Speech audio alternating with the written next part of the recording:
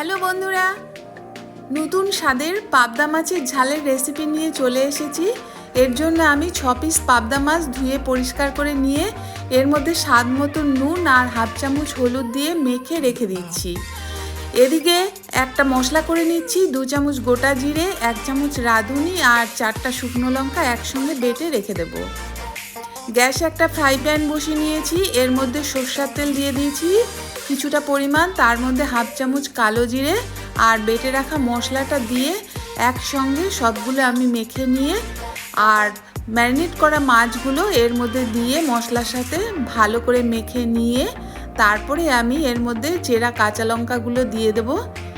দিয়ে গ্যাসটা এখনও আমি জ্বালিনি, এখন আমি গ্যাসটা জেলে দিয়ে এই মাছগুলোকে ঢাকা দিয়ে 7 থেকে 8 মিনিটের মতন হতে দেব। 7 থেকে 8 মিনিট পর একদম মাছগুলো রেডি।